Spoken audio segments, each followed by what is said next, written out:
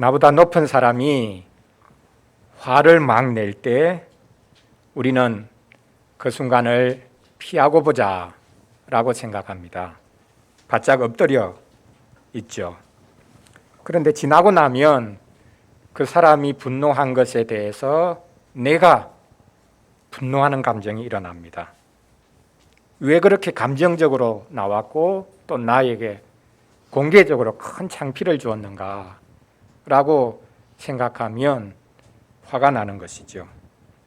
문제는 그 사람이 화를 터뜨릴 때 내가 그 순간에는 아무런 반응도 할 수 없고 그냥 가만히 있어야 했다는 것입니다. 더 큰 문제는 그렇게 화를 길길이 내고 사람들 앞에서 큰 수모와 창피를 주었는데 자기가 언제 그랬느냐는 듯이 그냥 나를 아무 감정 없이 그냥 천연덕스럽게 대하면 정말 아연실세에 갈 수밖에 없습니다. 하나님은 어떠실까요? 성경을 보면 하나님도 감정을 주체하지 못하고 폭력을 행사하는 것처럼 보입니다. 오늘 말씀이 바로 그 말씀 중에 하나인 것처럼 보입니다. 드디어 마지막 재앙이 내리고 하나님께서 각 영역 하나하나마다 다 진노하셔서 크게 해를 입히시는 장면을 볼 수 있습니다. 하나님이 왜 진노를 막 쏟아 부으시는 것입니까? 이것은 그리스 로마 신화에 등장하는 신들의 모습과 어떻게 다릅니까? 제우스를 포함한 신들이 감정에 휩싸이고 열망에 휩싸이고 그렇게 해서 화를 터뜨리고 온갖 감정의 오물들을 쏟아내는 사람과 하나도 다르지 않은 신들의 모습을 보면서 하나님은 뭐가 다른가? 이런 생각을 우리가 할 수밖에 없습니다. 오늘 본문을 가지고 하나님이 세상에 내리시는 재앙은 합당하고 정의롭다라는 주제로 말씀을 전하려고 합니다. 진짜 하나님은 다르신가? 하나님이 내리시는 진노, 심판, 재앙, 그것은 진짜 합당한 것인가? 그리고 정의로운 것인가? 그것을 오늘 말씀을 통해서 살펴보려고 합니다. 첫째로 오늘 말씀에 보면 하나님의 진노가 더 커져가고 있는 모습을 볼 수 있습니다. 두 번째로 하나님이 내리시는 그 심판이 합당하다, 정의롭다라고 말씀하고 있는 것을 확인할 수 있습니다. 마지막 세 번째로는 하나님이 이렇게 재앙을 내리시는데 그 재앙을 받는 사람들이 회개하지 않았다. 회개하기는커녕 오히려 하나님을 더 비방했다라고 하는 말씀을 우리가 읽어볼 수 있습니다. 자, 첫째로 하나님의 진노가 계속 더 커져가고 있는 모습을 한번 살펴보겠습니다. 오늘 본문에 보면 첫째 대접부터 넷째 대접까지를 어떤 특정 영역에 쏟았을 때에 벌어지는 일을 보여주고 있죠. 사람과 관련된 모든 영역들에 하나님의 진노가 쏟아지고 있다라는 것을 볼 수 있습니다. 자, 첫째 대접을 어디에 쏟았습니까? 땅에 쏟았습니다. 첫째 대접을 땅에 쏟으니까 어떤 일이 일어납니까? 땅에 살고 있는 사람들에게 독한 종기가 났다라고 말씀하고 있습니다. 여러분, 누구에게 독한 종기가 났다고 합니까? 하나님을 대적하는 이들, 교회를 공격하는 이들이 독한 종기로 인해서 큰 고통을 겪는다는 것을 보여주고 있습니다. 그러면 하나님의 백성들인 기독교인들은 이런 종기가 나지 않습니까? 똑같이 우리가 이 세상을 살면서 여러 가지 질병을 겪을 수 있죠. 그러나 하나님의 진노로서, 하나님의 심판으로서의 이런 독한 종기를 우리가 가지지는 않죠. 자, 둘째 대접을 바다에 쏟았습니다. 바닷물이 피로 변합니다. 우리가 애굽의 재앙을 생각할 수 있죠. 첫 번째 재앙, 물이 피로 바뀌는 재앙. 물론 바다는 아니지만 세 번째 재앙에 보면 이제 강물조차도 피로 변하는 모습을 볼 수 있습니다. 자, 바다가 피로 바뀌었으니 바다에 살고 있는 물고기가 어떻게 되겠습니까? 물고기가 다 죽습니다. 후쿠시마 원전 오염수를 이제 일본이 더 이상 감당하지 못해가지고 태평양에 이제는 쏟아야 되겠다라고 결정을 한 것 같습니다. 자, 그 오염수를 태평양 1km 떨어진 곳에 그냥 방류를 한다고 하는데 어떻게 되겠습니까? 일본 바다만이 아니라 세계 전체 바다가 오염되겠죠. 앞으로 어떤 끔찍한 질병을 사람들이 겪고 죽어갈지 알 수 없는 노릇입니다. 바다가 오염되면 이렇게 심각한 일이 벌어지는 것이죠. 자, 세 번째 대접을 어디에 쏟았습니까? 강과 물 근원에 쏟았다. 이것은 또 다릅니다. 우리가 바닷물을 마시고 살지는 않지 않습니까? 샘물, 강물이나 다른 이 샘물들을 우리가 먹고 마시고 삽니다. 그것이 없으면 우리의 생존을 보장할 수가 없는 것이죠. 그것도 피로 변했다라고 말씀하고 있습니다. 마지막 넷째 대접은 태양에 쏟았습니다. 넷째 대접을 태양에 쏟으니까 태양이 안 그래도 뜨거운데 더 뜨거워졌다. 펄펄 끓는 것처럼 되어서 그 열기가 땅에 있는 사람들에게 고스란히 전달되어서 사람들이 그 열기에 태워졌다. 쉽게 말하면 타서 죽는다는 거죠. 태양 열기에 타서 죽는 사람들이 무수히 일어나고 있는 모습을 볼 수 있습니다. 여러분, 올해도 지구 곳곳이 펄펄 끓었다라는 것 우리가 뉴스를 통해서 확인했지 않습니까? 곳곳에 산불이 나고 폭염으로 말미암아 수많은 사람들이 죽었습니다. 자연 재난이라고 볼 수 있지만 오늘 본문에 하나님이 내리시는 재앙과 거의 비슷한 일이 실제로 이 땅에서 벌어지고 있는 모습을 볼 수 있습니다. 자, 이렇게 땅, 바다, 샘물, 태양에 큰 해를 입습니다. 첫 재앙이었던 인해 재앙도 동일하게 이 모든 영역에 큰 해를 받죠.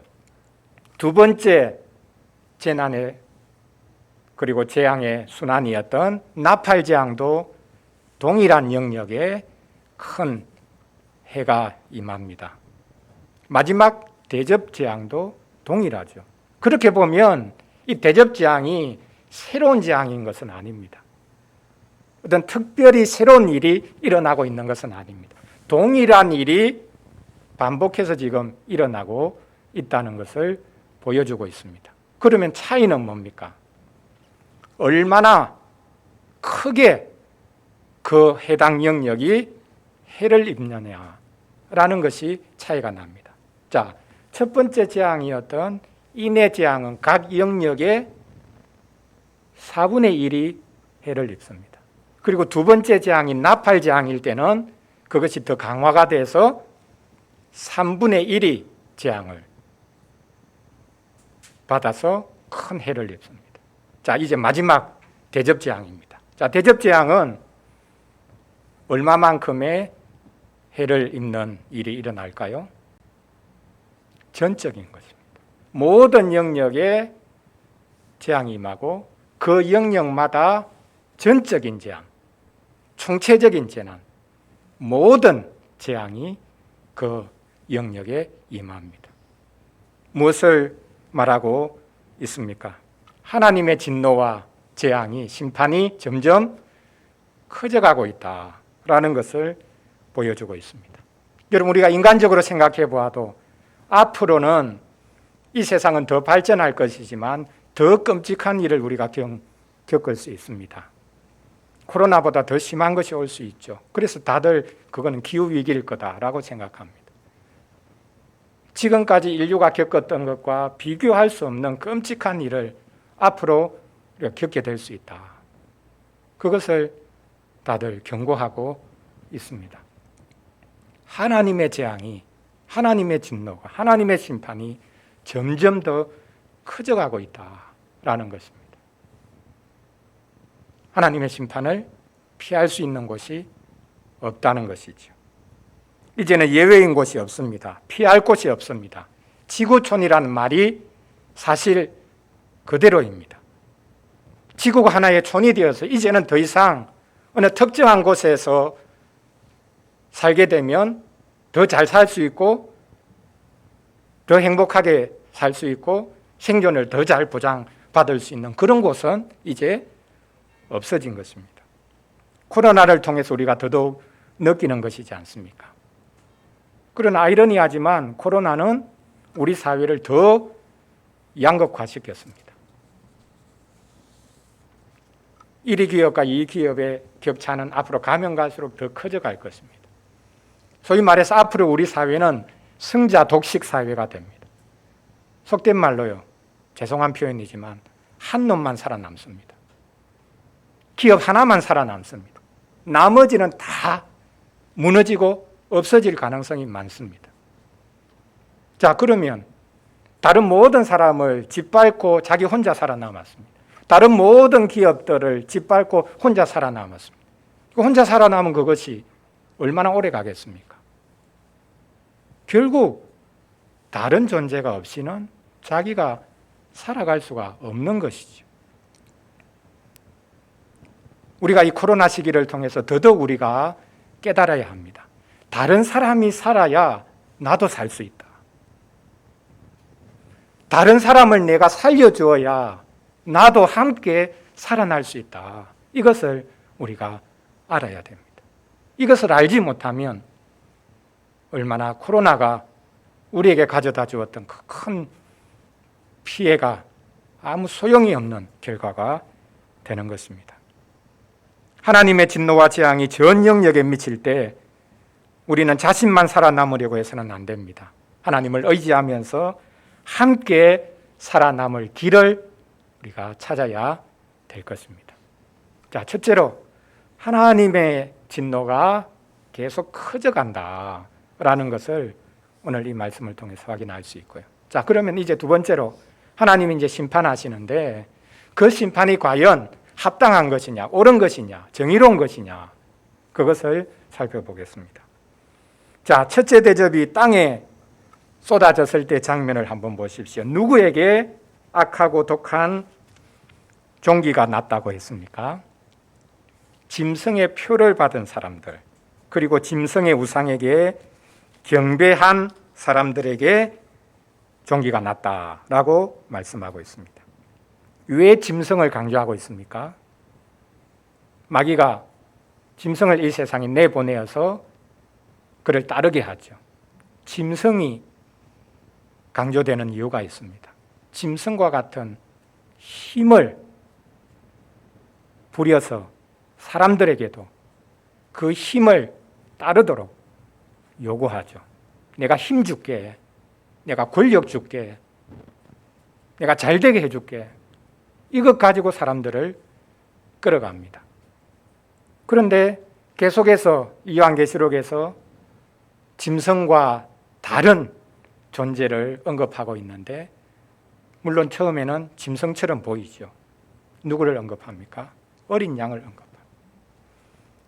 우리는 무력하게 보이는 어린 양, 자신을 온전히 내어주는 어린 양을 따를 것인가? 그렇지 않으면 힘을 주겠다고 하고 우리를 잘되게 해주겠다고 하는 짐승을 따를 것인가?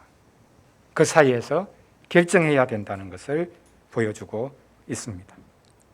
하나님께서는 짐승을 숭배하는 자들에게 심판하십니다. 셋째 대접의 경우를 보면 더 잘 알 수 있는 것이 있죠.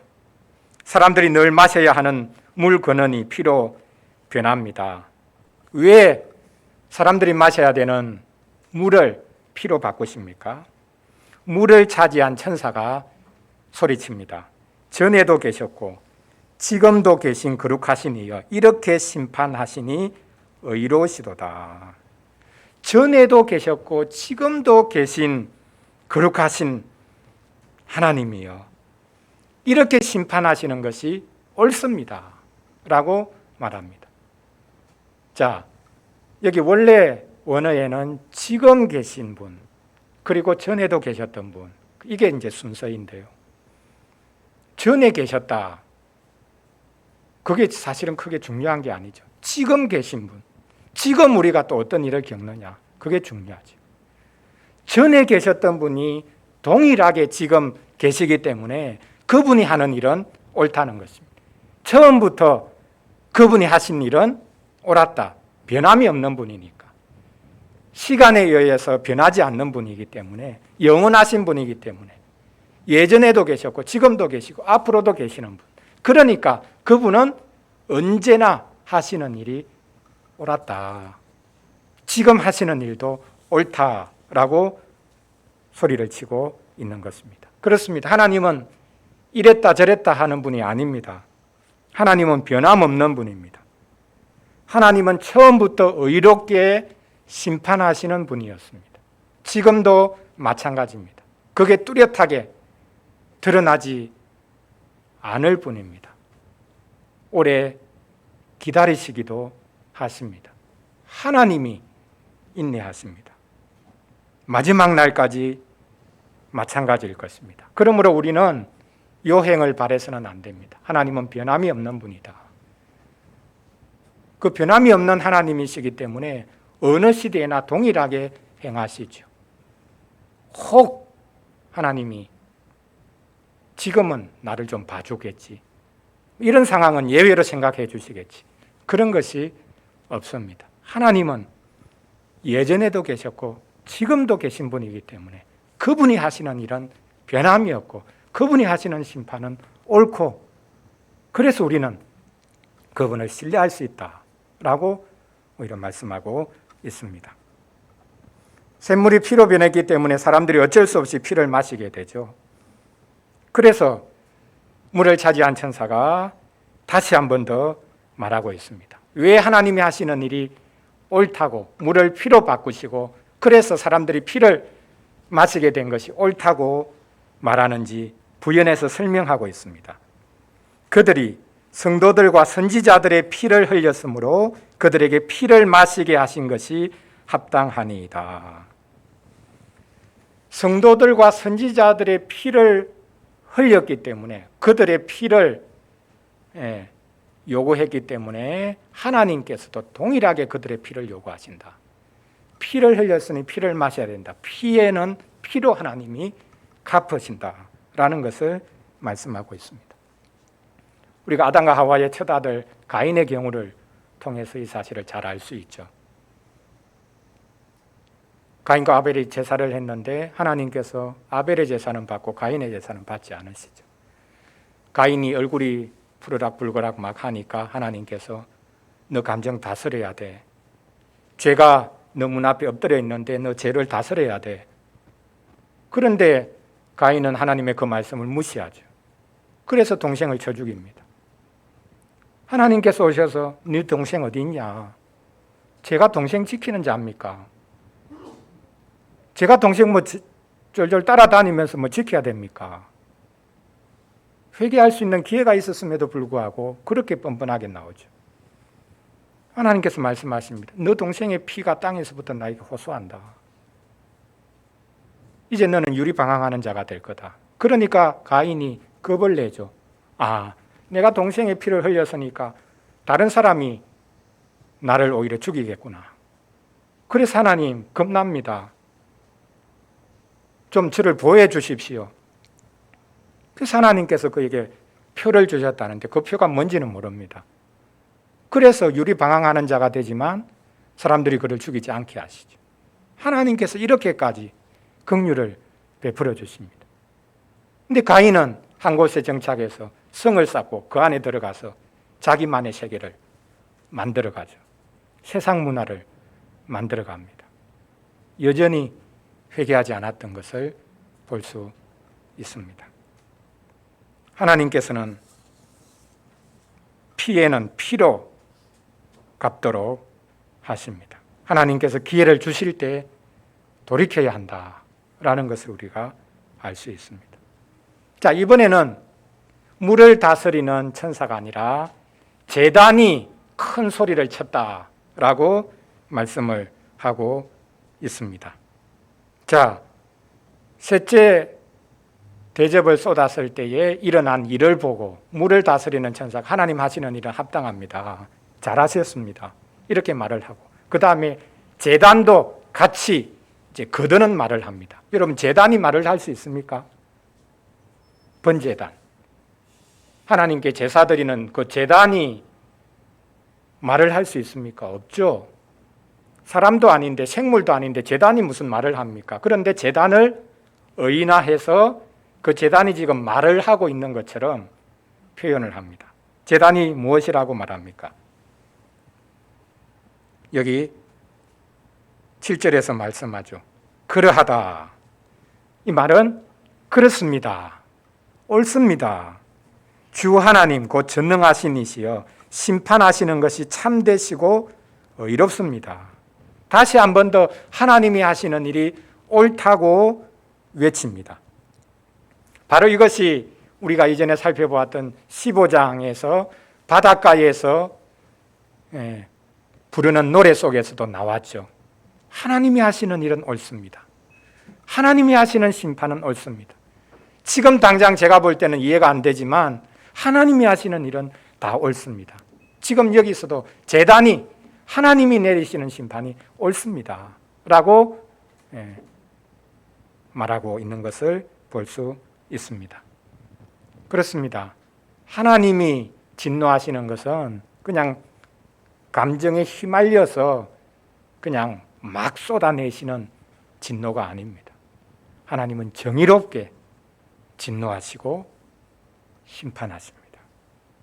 우리가 이것을 잊지 말아야 될 것입니다. 지금도 여전히 하나님께서는 이 땅을 다스리고 계시고 심판하신다, 진노하신다.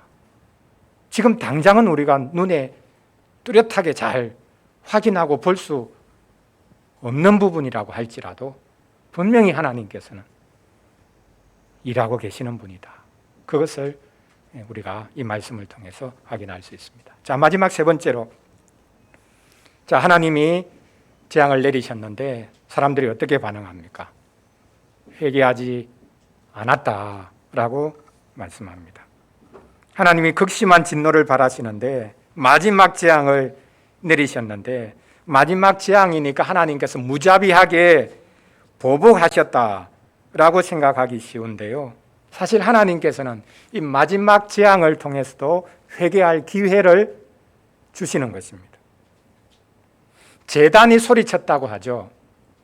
그것은 요한계시록 6장과 8장에 나오듯이 죽임을 당한 영혼들이 제단 아래에서 하나님께 호소했죠. 하나님, 우리 피 갚아주십시오.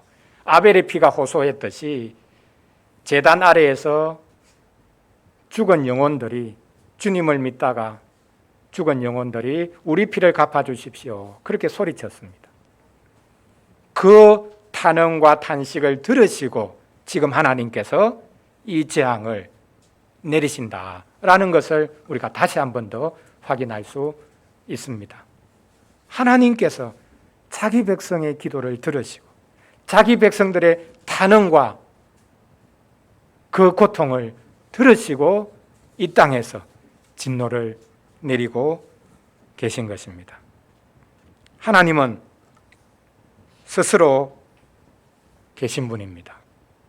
그래서 그분은 마음대로 하실 수도 있지만 자기 백성들의 기도를 들으시고 일하고 계시는 것을 볼 수 있습니다. 자, 이렇게 하나님께서 자기 백성을 보호하시기 위해서, 그들을 지켜내시기 위해서 지금 이 땅에 진노를 내리시고 재앙을 내리시는데 사람들이 어떻게 반응합니까? 회개하지 않습니다. 오늘 본문 마지막 절 9절, 그 9절 중에서도 마지막 부분을 한번 보십시오. 자, 넷째 대접을 태양에 쏟아니까 태양이 더 뜨거워져서 열기가 더 뜨거워져서 사람들이 그 열기에 태워졌다라고 하죠. 그 태워지고 난 다음에 사람들이 어떻게 반응합니까? 이 재앙들을 행하는 권세를 가지신 하나님의 이름을 비방했다. 회개하지 아니했다. 주께 영광을 돌리지 아니했다라고 말씀하고 있습니다. 사람들은 어려운 일을 당하거나 이유를 알 수 없는 재난을 당하면 하나님을 비방합니다. 여러분 이거 모순되지 않습니까? 하나님 없다고 사람들이 생각합니다. 하나님 어디 있냐? 그런데 어려운 일 당하면 하나님을 비방합니다. 하나님 계시지 않는데 왜 하나님 비방합니까? 하나님 없다고 생각합니다. 하나님 어디 있냐? 그런데도 어려운 일을 당하면 하나님을 비방하는 것 얼마나 모순되는 것인가 라는 것을 알 수 있습니다. 현대인들은 하나님이 계시지 않다고 생각하면서도 하나님을 비방하는 자리에 서 있습니다. 신이 없다고 생각하죠. 사람이 신을 만든 거다. 신이 사람을 만든 게 아니라. 그 말이 맞기는 맞습니다. 사람이 만든 우상은 자기의 욕망이 투영되어서 만들어진 것이죠. 그러나 하나님은 스스로 계신 분입니다. 하나님이 계시지 않다고 생각하면서도 하나님을 비방하는 이 어리석음을 우리가 깊이 한번 들여다볼 필요가 있습니다. 재앙이 내리고 있습니다. 아주 극심한 재앙이 내리고 있습니다. 마지막 재앙입니다. 어떻게 해야 합니까? 회개해야 할 때입니다. 코로나 시기도 마찬가지죠. 코로나 시기는 회개해야 할 때입니다. 누구의 죄가 큽니까? 중국이 가장 큰 책임이 있습니까? 거기서 만약 시작되었다면 중국이 가장 큰 책임을 사실 져야 되겠죠.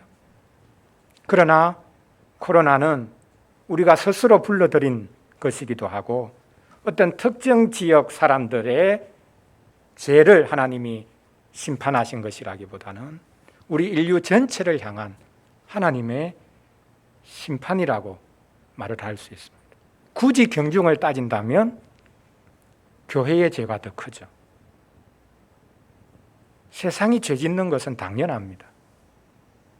교회의 죄가 크기 때문에 하나님께서 세상을 두드려서 교회를 오히려 경고하시고 깨우시는 것입니다.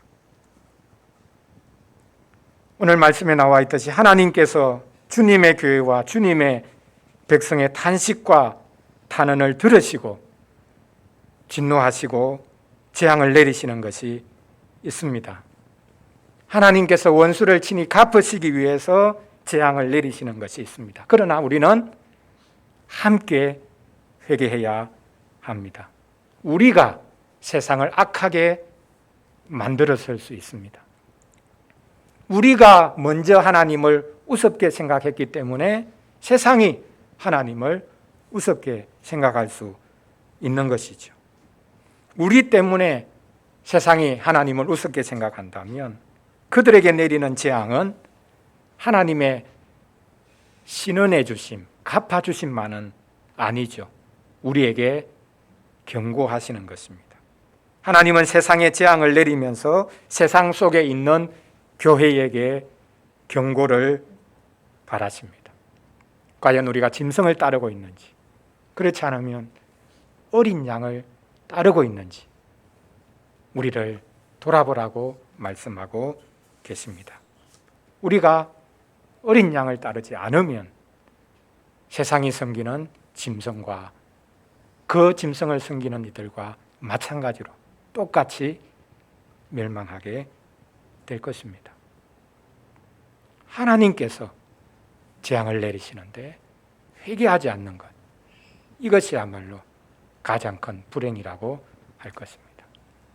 사랑하는 성도 여러분, 우리가 요한계시록을 보면서 거북한 마음이 들곤 합니다. 하나님이 폭력적으로 다가오기 때문입니다. 왜 그렇게 분노하면서 세상을 심판하려고 하냐라고 생각하면 하나님의 본심이 어떠할까, 그것에 의심이 들기도 합니다.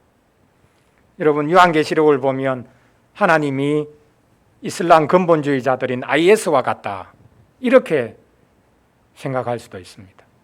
그리고 최근에 아프가니스탄을 점령한 탈레반과 같다. 하나님이 IS와 탈레반과 뭐가 다르냐? 이렇게까지 세상을 심판하려고 하고 진노를 쏟으려고 하고 재앙을 내리는 하나님. 뭐가 다르냐라고 생각할 수 있습니다. 세상 사람들이 무슨 큰 죄를 지었다고 그렇게 잔인하게 재앙을 내리시는가? 이렇게 물으면 우리가 어떻게 답을 하겠습니까? 사실 하나님은 우리 때문에 폭력적이 되십니다. 하나님은 언약 백성 때문에 폭력적인 하나님이 되시는 겁니다. 하나님 그분은 고고하게 이 세상 일에 관여하지 않고 그냥 계실 수 있죠. 근데 우리와 언약을 맺었지 않습니까? 하나님은 우리와 자신을 동일시하셨습니다. 우리를 지켜내시기 위해서 하나님이 폭력적이 되시는 거예요. 이상한 말 같죠. 우리와 동일시 되시기 때문에 우리를 지켜내시기 위해서, 우리의 탄원을 들어주시기 위해서 하나님은 이 세상에 자기 원수들에게 폭력을 행사하시는 것입니다. 우리 때문에 폭력적이 되시는 하나님.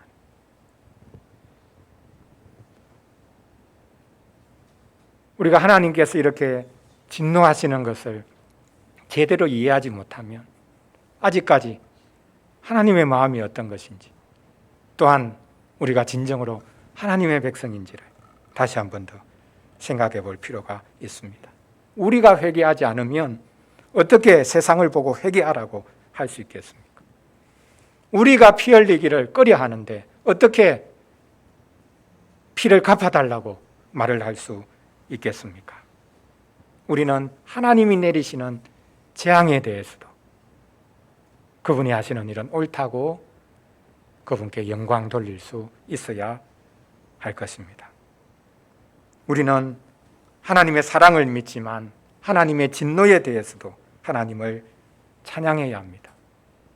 세상에 대한 복수심 때문이 아니라 하나님이 주권자이심을 믿기 때문입니다.